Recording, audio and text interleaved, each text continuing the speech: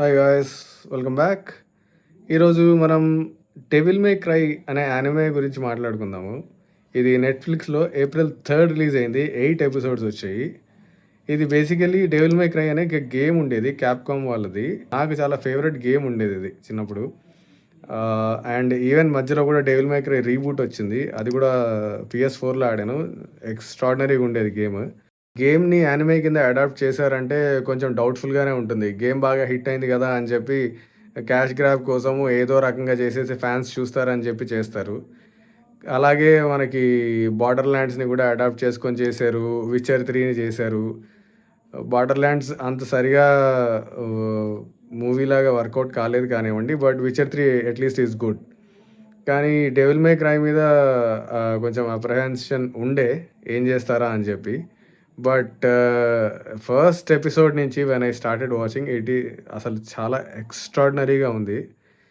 ఆ మ్యూజిక్ కానీ, డాంటే క్యారెక్టర్ కానీ, voice overs, animations, everything is super and fantastic. I really loved it. చాలా చాలా నచ్చింది.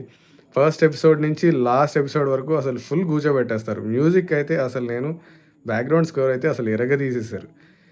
2000స్లో వచ్చిన బ్యాండ్స్, సాంగ్స్ అన్నీ పెట్టారు. 'లింప్ బిస్కిట్‌వి', 'రోలిన్ రోలింగ్ రోలిన్' అని చెప్పి టైటిల్స్ పడతాయి యానిమే ఓపెన్ అయ్యేటప్పుడు.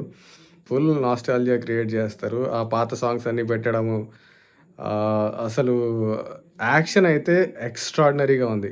మీకు 'Dragon Ball Z', 'One Piece' or 'Jujutsu Kaisen' ఇట్లాంటి వాటిలో మీకు యాక్షన్ నచ్చింది అని అంటే గనక, ఇందులో కూడా యాక్షన్ ఎక్స్ట్రాడినరీగా కొరియోగ్రాఫ్ చేశారు. చాలా చాలా బాగుంది.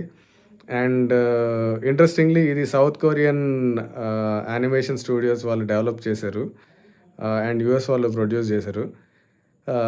బట్ స్టిల్ క్వాలిటీ అయితే ఎక్సెప్షనల్గా ఉంది. అండ్ యానిమే కూడా 25 to 30 మినిట్సే ఉంటాయి ఎపిసోడ్స్. 8 ఎపిసోడ్స్ ఉంటాయి. ఎవ్రీ ఎపిసోడ్ మీరు వెళ్ళే కొద్దీ అసలు టైం తెలీదు.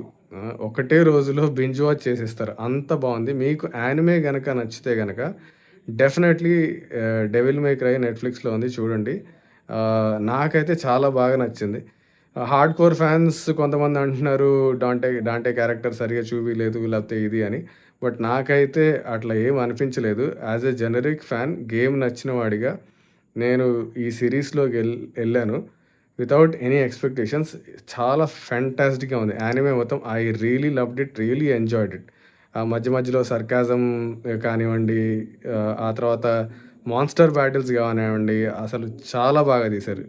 థరోగా ఎంజాయ్ చేస్తారు. మీరు ఎవరైనా యానిమే ఫ్యాన్స్ ఉంటే తప్పకుండా వెళ్ళి 'డెవిల్ మే క్రై' నెట్‌ఫ్లిక్స్‌లో మిస్ కాకుండా చూడండి. It's really amazing anime. ఎందుకంటే యానిమేస్ కూడా చాలా తక్కువైపోతున్నాయి మంచివి రావడం. ఇట్స్ బికమింగ్ రెపిటేటివ్ ఈ మధ్యకాలంలో. ఇది చాలా రిఫ్రెషింగ్ అనిపించింది నాకు చూస్తే.